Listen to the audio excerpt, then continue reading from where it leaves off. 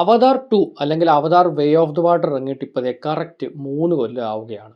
ഈ ഒരു സിനിമയ്ക്ക് വേണ്ടിയുള്ള കാത്തിരിപ്പ് ഭയങ്കരമായിരുന്നു. ലൈക്ക് ഒരു ഡെക്കേഡിന് മുകളിലായിട്ടുള്ള കാത്തിരിപ്പ്. അവതാർ 1 ആണെങ്കിൽ അത്രത്തോളം ഗ്ലോബൽ സിനിമയിൽ ഇമ്പാക്റ്റ് ഉണ്ടാക്കിയൊരു പടമായിരുന്നു. അതിൻ്റെ കൂടെ തന്നെ പേഴ്സണലിയും ഒരുപാട് കണക്ഷൻ കിട്ടിയ, വീണ്ടും വീണ്ടും റീവാച്ച് ചെയ്യുമ്പോൾ ഓരോ പുതിയ കാര്യങ്ങൾ മനസ്സിലാക്കിയ ഒരു വമ്പൻ എക്സ്പീരിയൻസ് ആയിരുന്നു അവതാർ 1. അതുകൊണ്ട് തന്നെ 2ൻ്റെ ഹൈപ്പ് വാനോളമായിരുന്നു. പിന്നെ അറിയാലോ, ജെയിംസ് ക്യാമറോൺ സീക്വൽസ് ആണ് ഒറിജിനൽസിനേക്കാളും കിടുവാക്കുന്നത്. ആ ഒരു ഹൈപ്പിലൊക്കെ പോയി അവതാർ 2 കണ്ടു. അതുകൊണ്ട് തന്നെ കുറേ ഡിസപ്പോയിൻമെൻറ്റ്സ് ആയി. അത് ആ ഒരു ടൈമിൽ പലയിടത്തും കമൻ്റായിട്ടും അല്ലെങ്കിൽ ഗ്രൂപ്പുകളിൽ ഡിസ്കഷൻസ് ആയിട്ട് പറയുമ്പോൾ ഈ വെട്ടുകിളികളെ പോലെ ആക്രമിക്കാൻ വരുന്ന കുറേ പേരുണ്ടായിരുന്നു. അതായത് അവതാർ 2 എല്ലാം തികഞ്ഞൊരു മൂവിയാണ്, അതിനെ കുറ്റം പറയുന്നത് എനിക്ക് നിലവാരമില്ലാത്തത് കൊണ്ടാണ്, അല്ലെങ്കിൽ എനിക്കിത് വ്യത്യസ്തനാവാൻ നോക്കുകയാണ്, അങ്ങനെ പറഞ്ഞ് കുറേ പേരൊക്കെ വന്നിട്ടുണ്ടായിരുന്നു. ഇപ്പോൾ ഫാസ്റ്റ് ഫോർവേഡ് 3 ഇയേഴ്സ് ഇപ്പോൾ 2025 അവതാർ 3 റിലീസ് ആവാൻ പോവാണ്. ഉടനെ ഈ ആഴ്ച തന്നെ റിലീസാവും. പക്ഷേ അവതാർ 3യുടെ ബുക്കിംഗ് ഒന്ന് നമുക്ക് നോക്കാം. ഞാൻ ഗ്ലോബലി ഒന്നും പോകുന്നില്ല, നമ്മുടെ കേരളത്തിലോട്ട് വരാം. കേരളത്തിൽ അവതാർ 2ൻ്റെ പ്രീ സെയിൽസ് എന്ന് പറയുന്നത് 2.5 കോടിക്കടുത്തായിരുന്നു. എന്നാൽ ഇപ്പോൾ അവതാർ 3 വരുമ്പോൾ 50 ലക്ഷത്തിലാണ് ഇതിപ്പോൾ നിൽക്കുന്നത്. ഇത് 1 കോടി പോലും അടിക്കുമോ എന്നുള്ള ഡൗട്ടാണ്. പല സെൻറ്റേഴ്സിലും തുറന്നിട്ട് ഷോസിലൊന്നും ആരും കയറുന്നില്ല. അതാണ് ഇപ്പോഴത്തെ അവസ്ഥ. അപ്പോൾ അവതാർ 2 എല്ലാവരും പറയുന്നത് പോലെ ഒരു മാസ്റ്റർ പീസ് മൂവി ആയിരുന്നുവെങ്കിൽ എന്താണ് അവതാർ 3ക്ക് ഇപ്പോൾ ഈ അവസ്ഥ വന്നത്? അവതാർ 2ൻ്റെ പ്രശ്നങ്ങൾ പറയുന്നതിന് മുന്നേ അവതാർ 2വിൽ എനിക്കിഷ്ടപ്പെട്ട കാര്യങ്ങൾ എന്തൊക്കെയാണെന്ന് പറയാം. ഒന്ന് ഒബ്വിയസ്ലി വിഷ്വൽസ് അതിമാരകമായിരുന്ന കാര്യത്തിൽ സംശയമില്ല. ഏറ്റവും ബസ് സ്ക്രീനിൽ തന്നെ പോയി കണ്ട് ആസ്വദിക്കേണ്ട ഒരു സെറ്റപ്പ്. ലൈക്ക് നമ്മുടെ ഇവിടുത്തെ തിയേറ്റേഴ്സ് പോലും പോരാ, വെളിയിലൊക്കെ പോയി കാണേണ്ട ആ ഒരു ഐമാക്സ് 17mm സ്ക്രീനിലൊക്കെ കാണേണ്ട ലെവൽ ഐറ്റം തന്നെയായിരുന്നു. പക്ഷെ നമുക്കുള്ളത് വെച്ച് അഡ്ജസ്റ്റ് ചെയ്തു. എന്നാൽ പോലും കിട്ടിയ ഒരു എക്സ്പീരിയൻസ്, ആ ഒരു വിഷ്വൽ എക്സ്പീരിയൻസ് ഭീകരമായിരുന്നു. ഒരു വേൾഡിലോട്ട് ഇമ്മേഴ്സ് ആവുന്നൊരവസ്ഥ. ഓക്കെ, പക്ഷേ ഇത് മാറ്റിക്കഴിഞ്ഞ് ഈ പടത്തിൽ പ്രത്യേകിച്ചൊന്നുമില്ല. മ്യൂസിക് പോലും എനിക്ക് ഫസ്റ്റിൽ നിന്ന് ഡൗൺ ഗ്രേഡ് ആയിട്ടാണ് തോന്നിയത്. ഇതൊരു മോശം മ്യൂസിക്കാണെന്ന് പറയുന്നില്ല, പക്ഷേ ഫസ്റ്റിലെ മ്യൂസിക് എക്സ്ട്രാ ഓർഡിനറി ആയിരുന്നു. ആ ഒരു ലെവൽ സെക്കൻഡിൽ പിടിച്ചായിട്ട് എനിക്ക് തോന്നിയില്ല. വിഷ്വൽസ് മാത്രം പല രീതിയിലും ഭയങ്കരമായിട്ട് ഇമ്പ്രൂവ് ആയി. എസ്പെഷ്യലി അണ്ടർ വാട്ടർ സീനൊക്കെ കാണിക്കുമ്പോൾ നമുക്കൊരു ഫീൽ വരുന്നുണ്ട്. അപ്പം ഇതാണ് എനിക്ക് ഏറ്റവും അഡ്വാൻറ്റേജസ് ആയിട്ട് ആ ഒരു സിനിമയുടെ തോന്നിയത്. എല്ലാവരും ഇത് തന്നെയാണ് പല ഡിസ്കഷൻസിലും കൊണ്ടുവരുന്നതും. എന്തെങ്കിലും പറഞ്ഞു കഴിഞ്ഞാൽ അവതാറിൽ വിഷ്വൽസ് ഉണ്ട്, അതൊരു വിഷ്വൽ എക്സ്പീരിയൻസ് ആണ്, അതിനകത്ത് സ്റ്റോറി നോക്കേണ്ട കാര്യമില്ലെന്ന്. പക്ഷേ ഇതേ കാര്യം തന്നെ മറ്റു പല സിനിമകളിലും പറയുമ്പോൾ അത് പറ്റത്തില്ല. ഇപ്പോൾ കൂലി എടുക്കാം, കൂലിയിലെ വിഷ്വൽസൊക്കെ നല്ല കിടു വിഷ്വൽസ് ആണ്. മ്യൂസിക്കും പിന്നെയും അത്യാവശ്യം കൊള്ളാം, BGM ആണെങ്കിലും പാട്ടുകളൊക്കെ ആണെങ്കിലും കൊള്ളാം. പക്ഷേ കൂലി ഓവറോൾ എങ്ങനെയാണെന്ന് നമുക്ക് എല്ലാവർക്കും അറിയാം. കൂലി പോലാണ് അവതാർ എന്നല്ല ഞാൻ പറയുന്നത്, പക്ഷേ സെയിം ലോജിക്ക് തന്നെയാണ് രണ്ടിടത്തും വരുന്നത്. പക്ഷേ കൂലിക്ക് ഇത് പറഞ്ഞു കഴിഞ്ഞാൽ സമ്മതിക്കത്തില്ല. അവതാറിനാണെന്നുണ്ടെങ്കിൽ ഇത് വിഷ്വൽ എക്സ്പീരിയൻസ് ആണ്. അവതാർ 2വിൽ ജെയിംസ് ക്യാമറോൺ ഏറ്റവും ഫോക്കസ് ചെയ്തത് അതിൻ്റെ ടെക്നിക്കൽ സൈഡായിരുന്നു. കാരണം അവതാർ പോലൊരു ടെക്നിക്കൽ മാർവൽ എടുക്കാൻ നിലവിൽ ക്യാമറൂണിനെ പോലെ വളരെ കുറച്ച് ഡയറക്ടേഴ്സിനെ പറ്റൂ. അപ്പോൾ ആ ഒരു റിസോഴ്സ് അയാൾ മാക്സിമം യൂസ് ചെയ്തിട്ടാണ് ഇത്രയും ലെവലായിട്ടുള്ള ടെക്നിക്കൽ ക്വാളിറ്റി അച്ചീവ് ചെയ്തത്. അതായത് ഒരു റിയലിസ്റ്റിക് ആയിട്ടൊരു വേൾഡായിട്ട് നമുക്ക് തോന്നണം. ഈ മോക്യാപ്പ് ഒക്കെ ഇട്ട് ഫുൾ CG ആയിട്ട് വരുന്നൊരു വേൾഡ് പക്കാ റിയലിസ്റ്റിക് ആയിട്ട് നമുക്ക് തോന്നിക്കുക എന്ന് പറഞ്ഞാൽ അതൊരു ചില്ലറ കഴിവൊന്നുമല്ല. അതിൻ്റെ കൂടെ തന്നെ എൻവയോൺമെൻറ്റിൽ നമ്മൾ ഇമ്മേഴ്സ് ചെയ്യിക്കുക, ആ ഒരു വേൾഡിലത്തെ ഫീലുണ്ട്. അപ്പോൾ അതിൻ്റെ ഒരു ബിഗ്ഗർ വെർഷനാണ് അവതാർ. പണ്ടോറെ ചെന്ന പോലെ ഒരു ഫീൽ ചെയ്യും. അത് TV പണ്ട് കാണുമ്പോഴും ലാപ്ടോപ്പിൽ കാണുമ്പോഴും എല്ലാം അതുപോലെ തോന്നും. അപ്പോൾ അതിൻ്റെ ഒരു ബിഗ്ഗർ സംഭവം തിയേറ്ററിൽ നിന്ന് കാണുന്നു. ഈ കാര്യങ്ങളിലൊക്കെ ക്യാമറൂൺ നല്ല പോലെ വിജയിച്ചിട്ടുണ്ടെന്ന് പറയാം. പക്ഷേ ഇമ്മേർഷനിൽ കുറച്ച് പ്രശ്നങ്ങൾ വന്നു. അതായത് നമ്മൾ സ്റ്റോറിയിൽ ഇങ്ങനെ വെൽ കണക്റ്റഡ് ആയിട്ട് പോയാലാണല്ലോ ഒരു ഇമ്മേഴ്സീവ് എക്സ്പീരിയൻസ് കിട്ടുക. അപ്പോൾ ടെക്നിക്കലി എന്തൊക്കെ കാണിച്ചു വെച്ചെന്ന് പറഞ്ഞാലും നമ്മൾ അതിനകത്ത് ആ ഒരു ഇമോഷൻ കൂടെ വരുമ്പോഴാണ് കണക്റ്റായി നമ്മൾ ആ വേൾഡിലിരിക്കുക. ആ ഇമോഷൻ എനിക്ക് പലയിടത്തും ഡിറ്റാച്ച്ഡ് ആവുന്ന പോലെ തോന്നി. അതായത് ചില കാര്യങ്ങളൊക്കെ ഫോഴ്സ്ഡ് ആവുന്നു എന്നൊരു ഫീൽ. അവതാർ 1ൽ ഒരു കാര്യം ഫോഴ്സ്ഡ് ആയിട്ട് തോന്നിയില്ല. അതൊരു പക്ക മാസ്റ്റർ പീസ് പടം. അതിനകത്ത് എല്ലാം ഓൺ പോയിൻ്റാണ്. അതും ആദ്യമായിട്ട് കാണുമ്പോൾ ആ ഒരു വേൾഡും പിന്നെ നീലമനുഷ്യരും ഒക്കെ ആയിരുന്നു കൊച്ചായിട്ടിരിക്കുമ്പോൾ കാണുമ്പോൾ ഇതിൻ്റെ ഇഷ്ടം. പക്ഷേ ഓരോ റീവാച്ചിലും ഇതിൻ്റെ ഓരോ ഡയമെൻഷൻസ് അറിഞ്ഞു വന്നു. ഇതിൻ്റെ ടെക്നിക്കൽ സൈഡ്, ഇതിൻ്റെ ആ ഒരു പൊളിറ്റിക്കൽ സൈഡ്, അതിൻ്റെ പല ഡയമെൻഷൻസ്, അതെല്ലാം അറിഞ്ഞറിഞ്ഞ് വന്നപ്പോൾ ഈ പടം ഓരോ വാച്ചിലും ഓരോ രീതിയിൽ ഭയങ്കരമായിട്ട് കണക്റ്റ് ആവാൻ തുടങ്ങി. വൺ ഓഫ് ദ ഫേവറേറ്റ് മൂവീസായിട്ട് മാറി.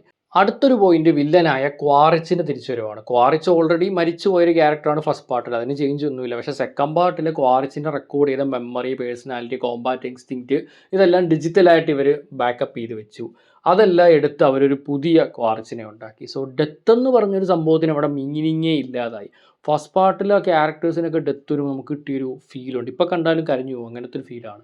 സെക്കൻഡ് പാർട്ടിലെ ക്വാറിച്ചിനെ ഇങ്ങനെ കൊണ്ടുവന്നപ്പോൾ തന്നെ ആ ഒരു ഫീലെല്ലാം പോയി.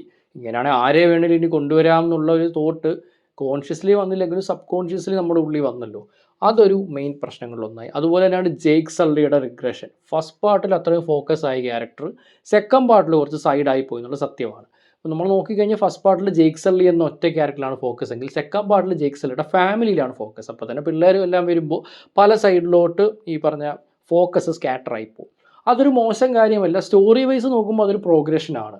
കാരണം ഈ ഒരു ക്യാരക്ടർ ഒരു സാധാ ഒറ്റ ഒരാളിൽ നിന്ന്, ഒറ്റത്തടി എന്നൊക്കെ നമ്മൾ പറയില്ല, അതിൽ നിന്നിട്ട് ഒരു ഫുൾ ഫാമിലിയായിട്ട് മാറുന്നു, ആ ഫാമിലി പ്രോഗ്രസ് ചെയ്യുന്നു എന്നുള്ളത് സ്റ്റോറിക്കും ക്യാരക്ടറിനും നല്ലതാണ്. പക്ഷേ എക്സിക്യൂഷൻ പാളുമ്പോഴാണ് ഇതെല്ലാം മുഴച്ച് നിൽക്കുന്നതുകൊണ്ട് നമുക്ക് തോന്നുന്നത്. അത് പ്ലോട്ട് വൈസ് നോക്കുമ്പോൾ ഭയങ്കര കിടുവായിട്ട് തോന്നുമെങ്കിലും എക്സിക്യൂഷൻ പാളിയതൊരു മോശം കാര്യമായിട്ട് മാറുമല്ലോ. അതാണ് ഇപ്പോൾ ജേക്ക് സള്ളിക്ക് കുറച്ചുകൂടി ഇമ്പോർട്ടൻസ് കൊടുത്ത് അടുത്ത ഈ പറഞ്ഞ അവതാർ 3 വരുമ്പോൾ പിള്ളേർക്ക് പിന്നെ ഇമ്പോർട്ടൻസ് ആയിരുന്നുവെങ്കിൽ കുറച്ചുകൂടി ഇത് വർക്കായതിന്. ആ ഒരു ട്രാൻസിഷൻ്റെ സ്പീഡ് കുറച്ച് കൂടിപ്പോയി. അത് കാരണം ജേക്ക് സള്ളി കുറച്ച് സൈഡായി പോയി എന്നുള്ളത് ഒരു വലിയ പ്രശ്നമായിട്ട് എനിക്ക് തോന്നി. അവതാർ 1ഉം അവതാർ 2ഉം ബേസിക്കലി സെയിം സംഭവം തന്നെയാണ്. എല്ലാവർക്കും അറിയാവുന്ന കാര്യമാണ്. പണ്ടോറയിലെ നാവികളും ഹ്യൂമൻസും തമ്മിൽ ഏറ്റുമുട്ടുന്നു. ആൻഡ് ഇത് മിറർ ചെയ്യുന്നത് നമ്മുടെ റിയൽ ലൈഫിലുള്ള ഇൻവേഷൻസ് ആണ്. നേറ്റീവ്സ് ആയിട്ടുള്ള ആൾക്കാരെ തോപ്പിച്ചിട്ട് പണ്ട് മുതലേ പല കോളനൈസേഷൻ കാര്യങ്ങളൊക്കെ നടക്കുന്നുണ്ട്. നമ്മുടെ ഇന്ത്യ പോലും ബ്രിട്ടീഷിൻ്റെ ഒരു കോളനി ആയിരുന്നല്ലോ പണ്ട്. അപ്പോൾ അത്തരത്തിലുള്ള കാര്യങ്ങളൊക്കെ ഈ ഒരു റിയൽ ലൈഫിൽ നടക്കുന്നതിൻ്റെ മിററായിട്ടാണ് അവതാർ എന്നൊരു ഫ്രാഞ്ചൈസി. അതിൻ്റെ ബേസ് തന്നെ ഇതാണ്. എത്രയൊക്കെ വലിയ വേൾഡ് ബിൽഡിംഗ് ആണ് അല്ലെങ്കിൽ ഇത്രയും സംഭവങ്ങളുണ്ടെന്ന് പറഞ്ഞാൽ അവതാറിൻ്റെ ബേസിസ് എപ്പോഴും ഈ പറഞ്ഞ കോളനൈസേഷനും അതിനെതിരെയുള്ള ആ ഒരു നേറ്റീവ്സിൻ്റെ ചെറുത്തുനിൽപ്പും ഒക്കെ തന്നെയാണ്. അപ്പോൾ ആ ഒരു സെയിം സംഭവം റിപ്പീറ്റ് ആവുന്നത് ഒരിക്കലും ഒരു മോശം കാര്യമല്ല. അവതാർ മാത്രമല്ല, ഇപ്പോൾ ഫൈനൽ ഡെസ്റ്റിനേഷൻ ഒക്കെ എടുത്താലും എല്ലാ പാട്ടിലും ഒരേ സംഭവം തന്നെയാണ് തിരിച്ചും മറിച്ചും കാണിക്കുന്നത്. പക്ഷേ നമുക്കത് ഇഷ്ടമാണ്. അതുകൊണ്ടാണല്ലോ പല സിനിമകൾക്കും സീക്വൻസ് വരുന്നത്. സോ അവതാറിൽ ആ ഒരു പ്ലോട്ട് എലമെൻറ്റ് വരുന്നതും റിപ്പീറ്റ് ചെയ്യുന്നത് ഒരിക്കലും നെഗറ്റീവ് അല്ല. പക്ഷേ അങ്ങനെ റിപ്പീറ്റ് ആകും എന്നറിയുന്നുണ്ടെങ്കിൽ അതിനനുസരിച്ചുള്ള കുറേ കാര്യങ്ങളൂടെ കൊണ്ടുവരേണ്ടത്. ഇപ്പോൾ ഫൈനൽ ഡെസ്റ്റിനേഷൻ എടുത്തു കഴിഞ്ഞാൽ എല്ലാത്തിലും ഒരേ സംഭവങ്ങൾ തന്നെ. പക്ഷേ അതിനകത്ത് വെറൈറ്റി ആയിട്ടുള്ള പല ഡെത്തുകളും നമുക്ക് പല രീതിയിൽ കാണാൻ പറ്റും. അതുകൊണ്ടാണ് ബോറടിക്കാത്തത്. ഫസ്റ്റ് പാർട്ടിൽ അതേ ഡെത്തുകൾ തന്നെ വീണ്ടും വീണ്ടും വന്നാൽ ബോറടിക്കത്തില്ലേ? പക്ഷേ അതല്ല അവർ ചെയ്തത്. അപ്പോൾ അവതാർ 2ലോട്ട് വന്നു കഴിഞ്ഞാൽ പ്രിറ്റി മച്ച് അവതാർ 1ൽ എന്താണോ കണ്ടത് അതുപോലൊക്കെ തന്നെയാണ് ഇവിടെ ഇരിക്കുന്നത്. അതിൻ്റെ കൂടെ തന്നെ ജേക്ക് സള്ളി ഒന്ന് സൈഡായിട്ട് വലിഞ്ഞതും കുറച്ച് പ്രശ്നമായിട്ട് മാറി. സോ ബേസിക്കലി അവതാർ 1ൽ നമ്മൾ കണ്ട അതേ കഥ കണ്ടിന്യൂ ആയിട്ട് വേറൊരു രീതിയിൽ നടക്കുന്നു. ഇവിടെ ഓഷ്യൻ പീപ്പിളിനെ മറ്റും ഇൻട്രൊഡ്യൂസ് ചെയ്ത് പുതിയ ലോറൊക്കെ കൊണ്ടുവരാൻ ശ്രമിച്ചെങ്കിൽ പോലും ഫസ്റ്റ് പാർട്ടിൽ നമ്മൾ കണ്ട അതേ കാര്യം റിപ്പീറ്റ് ആവുമ്പോൾ നമുക്ക് ആ ഒരു ഇമ്പാക്റ്റ് എന്തായാലും കുറച്ച് കുറയും. ഇതിപ്പം നല്ല പോലെ കുറഞ്ഞു.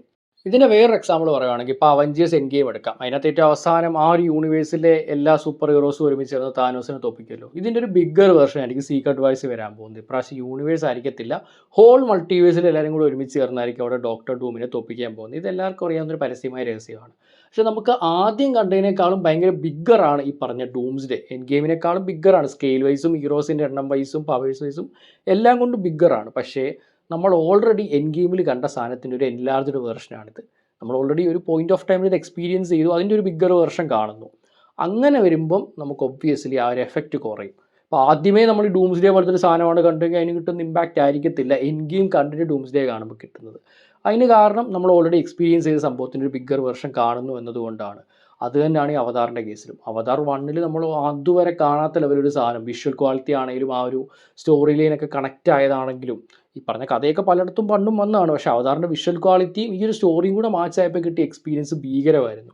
അതിൻ്റെ ഒരു ബിഗ്ഗർ വേർഷനാണ് ഈ അവതാർ 2 ചെയ്യാൻ നോക്കിയത്. പക്ഷേ നേരത്തെ പറഞ്ഞ പോലെ ഒബ്വിയസ്ലി ആ ഒരു കിട്ടുന്ന എഫക്റ്റ് ഒരു വട്ടം കണ്ടതുകൊണ്ട് കുറയും. പക്ഷേ ഇവിടെ എക്സിക്യൂഷനിലും പലയിടത്തും പാളിച്ചകൾ വന്നതും പിന്നെ കുറേ എലമെൻറ്റ്സ് ഫോഴ്സ്ഡ് ആയ പോലെ തോന്നിയതും കൊണ്ട് ആ ഒരു ഫീല് കുറഞ്ഞു. അതാണ് എനിക്കൊരു ഡിസപ്പോയിൻമെൻറ്റായി മാറിയത്. അവതാർ 1 ടി വിയിലിരുന്ന് കണ്ടാൽ അല്ലെങ്കിൽ മൊബൈൽ ഫോണിലിരുന്ന് കണ്ടാൽ പോലും കിട്ടുന്നൊരു ഇമ്പാക്റ്റ് എനിക്ക് തിയേറ്ററിൽ നിന്ന് ഇറങ്ങിയപ്പോൾ അവതാർ 2 കണ്ടിട്ട് കിട്ടിയില്ല. അവതാർ 2ന് 2 ബില്യൺ മുകളിൽ കളക്ഷനുണ്ട്. അപ്പോൾ ഇത് എല്ലാം കുറേ പൊട്ടന്മാർ പോയി കണ്ടതാണ്, ട്രെൻഡ് കാരണം കണ്ടതാണ്, അതുകൊണ്ട് വിജയിച്ചു അങ്ങനെയൊന്നും ഞാൻ പറയത്തില്ല. അവതാർ 2 എന്തുകൊണ്ടാണ് വിജയിച്ചതെന്നും എന്തുകൊണ്ടാണ് കുറേ പേർക്ക് ഇഷ്ടമെന്നും എനിക്കറിയാം. പക്ഷേ എനിക്കിഷ്ടമല്ലാത്തതിന് റീസൺസ് ഇതൊക്കെ തന്നെയാണ്. എല്ലാവരും പോലെ തന്നെ ഞാനും ഒരു ബിഗ് ഹൈപ്പായിരുന്നു.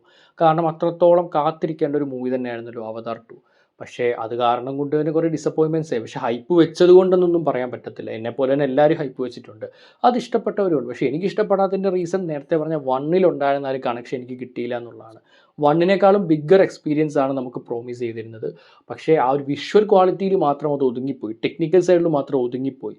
എന്നാൽ ആ ഒരു വേൾഡിൻ്റെ ഉള്ളിലേക്ക് നമ്മൾ ഇമ്മേഴ്സ് ആകുമ്പോൾ കിട്ടേണ്ട ഒരു ഇമോഷൻ ഭയങ്കര ഫോഴ്സ്ഡ് ആയി തോന്നി. അതേപോലെ ഫസ്റ്റിൻ്റെ പല കാര്യങ്ങളും റെപ്പറ്റീഷൻ വരുമ്പോൾ അത് ഫീൽ ചെയ്യാൻ പറ്റി. അങ്ങനെ ഫീൽ ചെയ്യുമ്പോഴാണല്ലോ നമുക്കിതൊരു മോശം എക്സ്പീരിയൻസ് ആവുന്നത്. നമ്മൾ എത്രയോ സിനിമകളിൽ ഒരേ പ്ലോട്ട് എലമെൻറ്റുകളും ഒരേ ട്വിസ്റ്റുകളും ഒരേ സീനുകളും ഒക്കെ തന്നെ കണ്ടിട്ടുണ്ട്. പക്ഷെ നമുക്കങ്ങനെ അത് കാണുമ്പോൾ തോന്നത്തില്ല ഇത് ഒരേ സാധനമാണ് അല്ലെങ്കിൽ നമുക്കിത് ഇഷ്ടമാണ്, ആ രീതിയിൽ പോകുന്നു. പക്ഷെ ആ ഒരു ഇമ്പാക്റ്റ്, ആ ഒരു ഫീൽ ഉണ്ടാക്കാൻ 2ന് പറ്റിയില്ല. അതാണ് എനിക്ക് ഈ സിനിമ ഒരു ഡിസപ്പോയിൻമെൻറ്റായി മാറിയത്.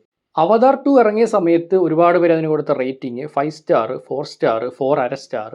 അപ്പോൾ അത്രയും വലിയൊരു മാസ്റ്റർ പീസ് പടമാണ് അവതാർ 2 എങ്കിൽ, അവതാർ 1ൻ്റെ ഓൺ പാറൊക്കെ നിൽക്കുന്ന ഒരു പടമാണ് അവതാർ 2 എങ്കിൽ, എന്തുകൊണ്ടാണ് 3ക്ക് ഇത്ര ഹൈപ്പ് ഇല്ലാത്തത്? അവതാർ 1ഉം 2ഉം തമ്മിലൊരു 12-13 കൊല്ലത്തെ ഡിഫറൻസ് ഉണ്ട്. എന്നിട്ടും അതിനുള്ള ഹൈപ്പ് അൺറിയൽ ആയിരുന്നു. പക്ഷേ എന്തുകൊണ്ടാണ് ആ ഒരു ലെവലിൽ നിൽക്കുന്ന പടമാണ് നിങ്ങൾ പറയുന്ന അവതാർ 2 എങ്കിൽ അവതാർ 3ക്ക് ഹൈപ്പ് ഇല്ലാത്തത്? വലിയ ഗ്ലോബൽ ലെവലൊന്നും പോകുന്നില്ല. നമ്മുടെ കേരളം ഒന്നെടുക്കുകയാണെന്നുണ്ടെങ്കിൽ അവതാർ 2ൻ്റെ പ്രീ സെയിൽസ് 2.5 കോടിക്കടുത്താണ്. 2,40,00,000 പ്രീ സെയിൽസ് കിട്ടി. പടം തിയേറ്ററിൽ വരുന്നതിന് മുന്നേ ഉണ്ടായിരുന്ന ബുക്കിങ്ങിലൂടെ മാത്രം അത്രയും കിട്ടി. പക്ഷേ അവതാർ 3 വരുമ്പോഴത്തേക്കും 50 ലക്ഷമാണ്, 1 കോടി പോലും കടന്നിട്ടില്ല. അപ്പോൾ അവതാർ 2 എടുത്ത അന്നുണ്ടായിരുന്ന ഭീഷ്മപർവം, പിന്നെ വന്ന ജയിലർ, സലാർ, ഇതിനേക്കാളൊക്കെ പ്രീ സെയിൽസ് ഉണ്ട്. ഇവിടെ ഇത്രയും ഫാൻ ബേസ് ഉള്ള ആക്ടേഴ്സിൻ്റെ പടങ്ങളൊക്കെ പ്രീ സെയിൽസ് അവതാർ 2-നുണ്ടായിരുന്നു.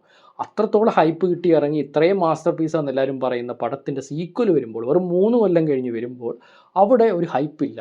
50 ലക്ഷം അല്ലെങ്കിൽ ലക്ഷങ്ങളിൽ മാത്രം, കോടി എന്നുള്ളൊരു മാർക്ക് പോലും കേരളത്തിൽ കടക്കുന്നില്ല. എന്താണ് ശരിക്കും സംഭവിച്ചത്? ഇത് ഇത്രയും വലിയൊരു മാസ്റ്റർ പീസ് പടമാണെന്നുണ്ടെങ്കിൽ. പിന്നെ അവതാർ 3യുടെ പ്രീമിയർ നടന്നിട്ടുണ്ടായിരുന്നു. അതിൻ്റെ റിവ്യൂസിലേക്ക് വരുവാണെങ്കിൽ അതും ഒരുപാട് പേര് നെഗറ്റീവ് ഒക്കെ പറഞ്ഞിട്ടുണ്ടായിരുന്നു. അല്ലെങ്കിൽ മിക്സഡ് റെസ്പോൺസ് ആയിരുന്നു.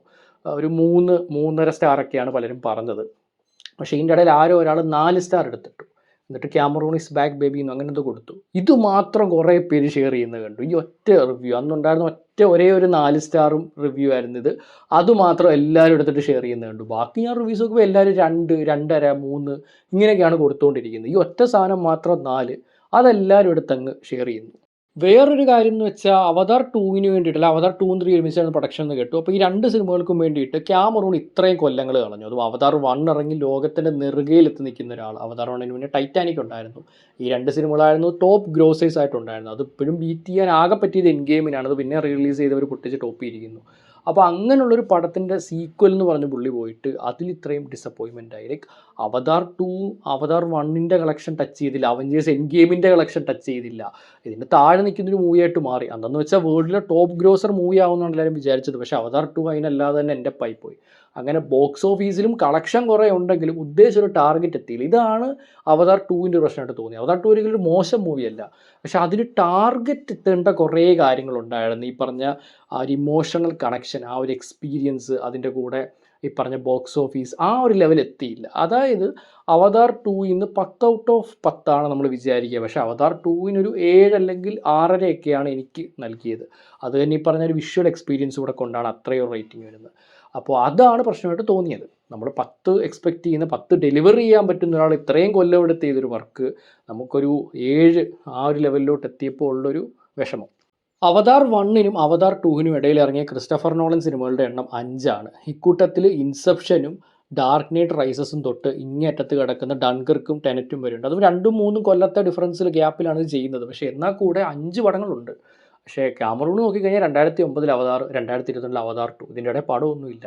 ഇടയ്ക്ക് വേറൊരു പടത്തിലോട്ടും പോകാതെ ഇതിൽ തന്നെ ഫുൾ ടൈം ഇൻവെസ്റ്റ് ചെയ്ത് I think he's really fascinated with the world building. ഈ ഒരു ഹോൾ വേൾഡ്, അതേപോലെ ഇതിനകത്തെ ഈ പറഞ്ഞ സ്പീഷീസ്, അതിൻ്റെ ഓരോ കാര്യങ്ങൾ, ഓരോ മൈന്യൂട്ട് ഡീറ്റെയിൽ, ഇതൊക്കെ നമ്മുടെ മുന്നിൽ ഡെലിവർ ചെയ്യാൻ വേണ്ടി ക്യാമറൂൺ ഒരുപാട് കഷ്ടപ്പെടുന്നുണ്ട്.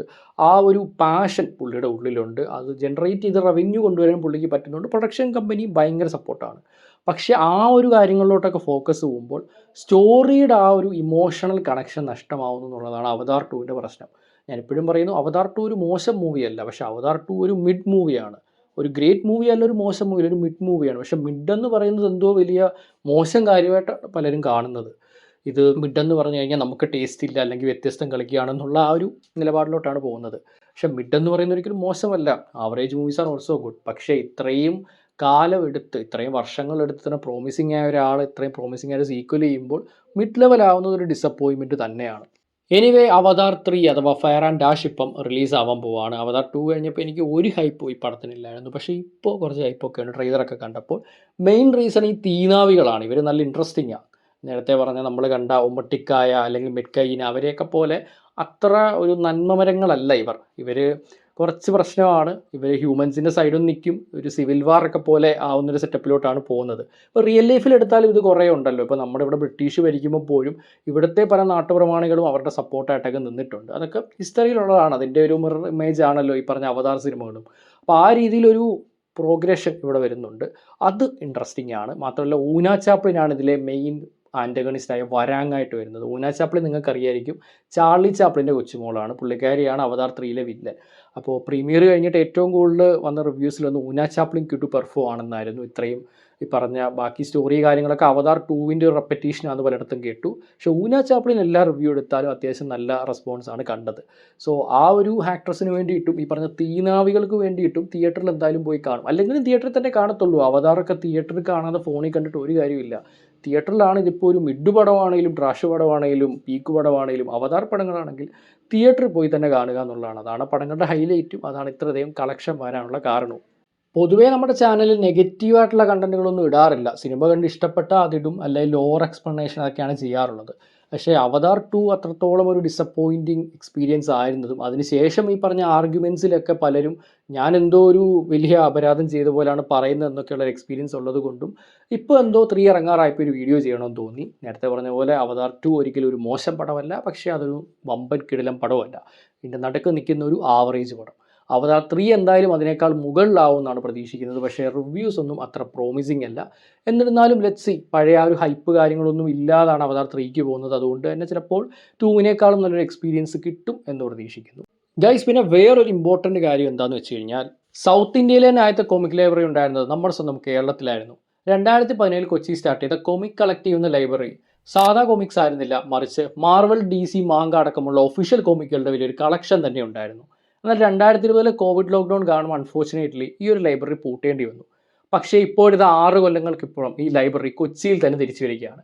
എന്നാൽ കോമിക് ലൈബ്രറി ആയിട്ട് മാത്രമല്ല, അതിൻ്റെ കൂടെ തന്നെ ബോർഡ് ഗെയിമിങ്ങിനുള്ളൊരു സ്പേസും ഒരു കഫേയും പിന്നെ വേറെ കുറേ അട്രാക്ഷൻസും ഒക്കെ നിറഞ്ഞ ഒരു സ്പേസ് ആയിട്ടാണ് ഇതിൻ്റെ തിരിച്ചു വരവ്. അപ്പോൾ കൊച്ചിയിൽ തന്നെ ഇത് ഉടനെ റീസ്റ്റാർട്ട് ചെയ്യുന്നതായിരിക്കും. ലെസ്പോർട്ട് ബോർഡ് ഗെയിമിംഗ് കഫേ എന്നാണ് ഇതിൻ്റെ പേരിട്ടിരിക്കുന്നത്. ഇതിൻ്റെ കൂടുതൽ അപ്ഡേറ്റ്സ് ഒക്കെ നിങ്ങൾക്ക് റെഗുലറായിട്ട് കിട്ടാനും ലോഞ്ച് ഡേറ്റും ലൊക്കേഷനും ഒക്കെ അറിയാനും കോമിക് മന്ത്രയുടെ ഇൻസ്റ്റാഗ്രാം പേജ് ഫോളോ ചെയ്യുക.